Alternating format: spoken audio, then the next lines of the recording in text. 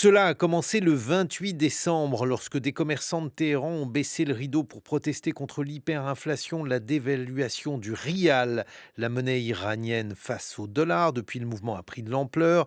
Des manifestations ont éclaté dans plusieurs villes du pays pour dénoncer le gouvernement. La vie chère, il s'agit du premier mouvement contestataire d'ampleur depuis Femmes, Vie, Liberté, né après la mort de Masha Amini en 2022 en Iran.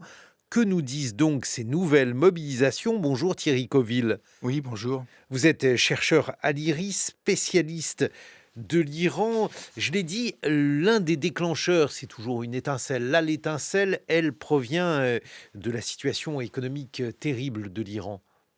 Or terrible, très difficile, très dégradé, avec une inflation qui est autour de fin 2025 de 40, une croissance qui, d'après le FMI, en partie à cause de la guerre avec Israël, devrait être proche de zéro. Donc beaucoup d'Iraniens, de jeunes Iraniens, ne sont plus sur le marché du travail. Ils cherchent notamment à émigrer, notamment les jeunes diplômés. Et puis la monnaie, alors qui s'est dépréciée ces dernières semaines, qui a franchi un record historique avec le dollar a passé, donc on va dire, là vous parlez de rial, mais c'est le touma, c'est à 10 rial, donc 140 000, passé au-dessus de 140 000 touma. Donc c'est un record historique. Effectivement, les bazaris qui importent des denrées de l'étranger ont tout de suite dit, ça devient plus possible, on va pas pouvoir augmenter nos prix, etc. Donc c'est effectivement, la crise a commencé par eux. Est-ce que c'est quelque chose aujourd'hui de général? Comment observe-t-on donc les mouvements qui sont nés autour de ces premières mobilisations, Thierry Coville? Alors, ce qu'il faut dire quand même, rappeler, parce que on est en plein, maintenant le droit international ne compte plus, mais cette crise économique, elle a commencé en 2018 avec Trump qui, encore lui, qui sort de l'accord sur le nucléaire respecté par l'Iran et qui réimpose des sanctions américaines contre l'Iran. Donc l'Iran, effectivement, vit avec une inflation, donc ça commence à dater, hein, entre 30 et 40 depuis 2018. Et on a, d'après la Banque mondiale, 40 de la population iranienne qui est en dessous du seuil de pauvreté.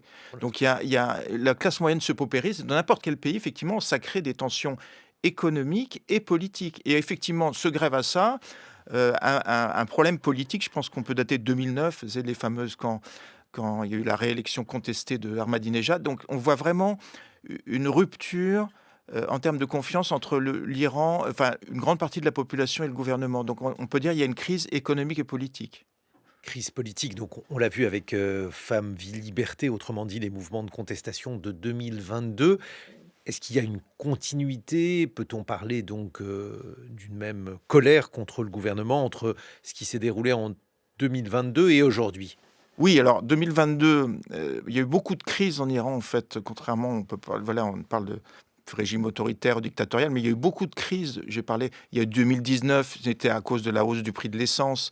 Il y avait eu, on a parlé de 2009, effectivement 2022. 2022, c'est la première fois où des gens vont dans la rue et disent on n'en peut plus, on veut pas de la République islamique d'Iran. Donc effectivement, c'est une crise très importante de ce point de vue-là. Et je pense que là, c'est un peu la suite de ça, mais il faut aussi être le plus objectif possible. C'est pas des mouvements massifs, c'est plutôt, vous avez dit, des affrontements sporadiques. Alors c'est ça qui est compliqué parce que donc Voilà. beaucoup d'observateurs notent comme vous que dans le Financial Times hier, il était question donc d'affrontements moins importants que pour Femmes, Vie, Liberté, mais ce matin, Le Figaro évoque le fait que ces mouvements sont encouragés par ce qui se déroule au Venezuela. Oh non, je pense, écoutez, là, déjà, on a du mal à comprendre ce qui se passe en Iran, donc si vous voulez, non, je pense qu'il faut se calmer un petit peu, là, excusez-moi, hein, mais non, non, ce que je veux dire par là, c'est qu'il y a une situation quand même politique assez compliquée en Iran. Ce problème de manque de confiance, il est clair. Il y a eu un taux de participation de 50 lors des dernières élections présidentielles avec Massoud Pezeshkian. Donc, alors 50 c'est plus que dans d'autres pays, mais là, c'est le plus faible taux de participation depuis la Révolution. J'écoutais une émission qui vient d'Iran, parce qu'en Iran, beaucoup de choses se disent, hein, notamment depuis la guerre avec Israël. Euh, En 2021, il y a eu des sondages, ils demandaient aux Iraniens s'ils se sentaient proches des conservateurs ou des réformateurs. En 2021, avant la crise 2022, c'était moins de 10% de la population. Donc quelque part, moins de 10% de la population se sent proche des principaux courants politiques du pays. Par contre, le problème qu'il y a, c'est qu'il y a une grosse demande pour la démocratie en Iran. Effectivement, ça c'est clair. Il y a le sentiment partagé par la population que les institutions publiques ne sont pas efficaces. D'un autre côté, on ne voit pas, si vous voulez, un discours politique qui s'imposerait auprès de la population. Donc il y a une sorte de vide, il y a un mécontentement, mais un vide politique aussi. La classe moyenne, si vous voulez, éduquée, urbaine à 70%, qui dirige le pays, elle ne voit pas un discours auquel pourrait s'accrocher. Donc on est un peu par ça, si vous voulez. Il y a un mécontentement qui peut s'alimenter à cause de crises, et notamment économiques. D'un autre côté, c'est pour ça qu'on n'a pas de manifestation massive. Je ne crois pas qu'il y ait, même s'il y a, on parle de supporters du chat, mais il y a pas, vraiment, ça c'est un problème en Iran. Il n'y a pas si vous voulez, un discours, un narratif, comme on dit, qui s'impose auprès de la population. C'est vrai que certains craignent, par exemple, l'émergence de mouvements populistes, parce qu'il y a une population qui est un peu perdue. Alors, je vais continuer à vous faire dire qu'il ne faut pas tout mélanger, mais je voulais quand même vous citer cet extrait du papier de Delphine Minoui, qui est celle qui a signé le papier dans le Figaro, ce papier où il est question, je cite, dopé par la chute de Maduro, les Iraniens continuent à défier la répression. Elle parle d'une journée qui est la journée du samedi 3 janvier dans la ville de Mashtad, qui est une ville conservatrice. Quelques heures après le discours d'Ali Khamenei, silencieux depuis le début des manifestations iraniennes, il y a une semaine, le numéro 1 du régime est enfin sorti de sa réserve, vraisemblablement ébranlé par la chute de son allié de Caracas. L'ayatollah au turban noir qui se sait dans le viseur de Donald Trump s'est fendu d'une sortie menaçante vis-à-vis des émeutiers, Thierry Coville. Oui, mais si vous voulez, bon, si vous voulez, il y a deux visions par rapport à cette...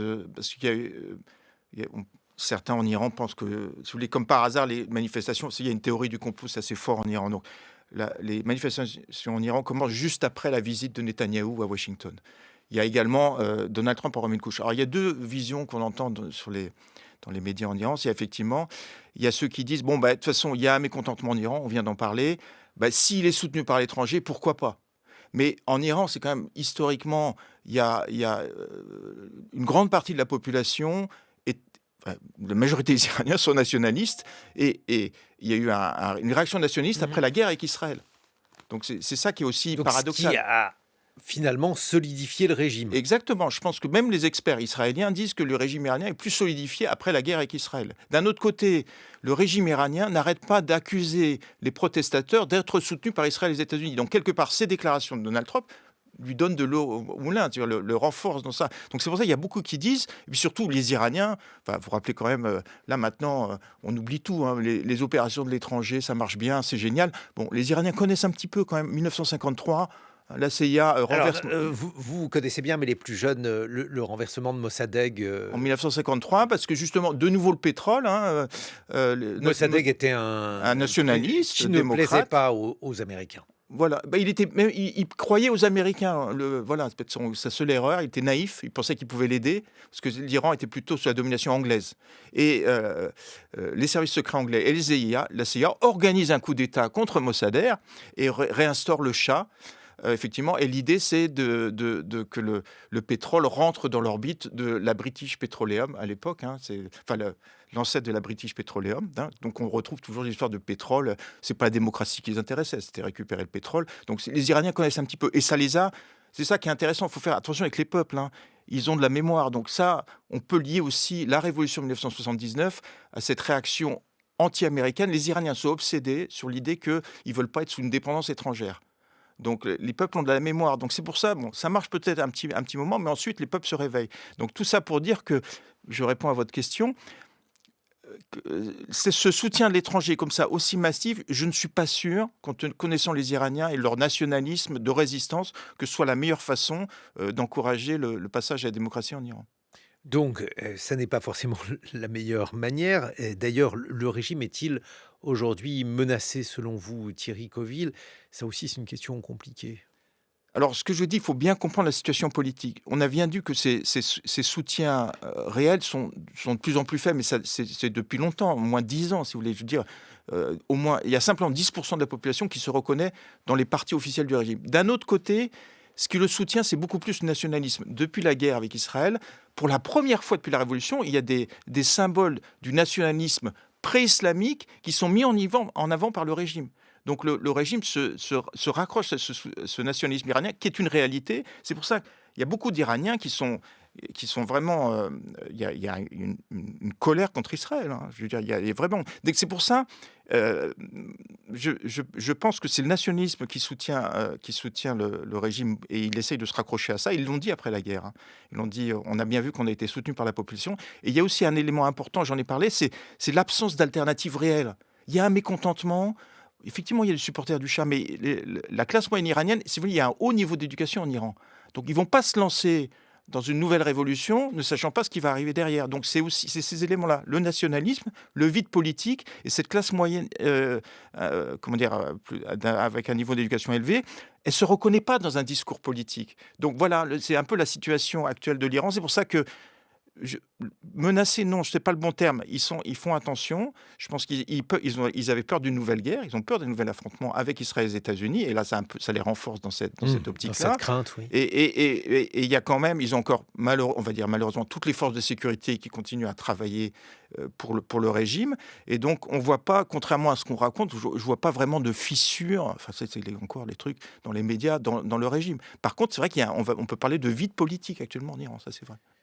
Ça veut dire aussi que améliorer la situation économique avec, l'embargo, tout cela va être difficile, Thierry Coville, en conclusion. Depuis la guerre avec Israël, le ministre des Affaires étrangères iranien a pas arrêté de répéter: «On est ouvert à des négociations, avec les États-Unis parce que la clé, elle est là», hein, pour effectivement que, l'Iran donne des gages pour son programme nucléaire, éventuellement comme il avait fait en 2015. Alors maintenant, le problème, c'est que Trump dit: «Je veux pas d'enrichissement d'uranium» et les Iraniens ne veulent pas céder là-dessus, en échange d'une levée des sanctions. Mais il y a quand même, on en revient à l'impact, il y a quand même un problème de confiance, mais la clé, elle est effectivement là. Merci beaucoup Thierry Coville, vous êtes chercheur à l'IRIS, spécialiste de l'Iran. Dans quelques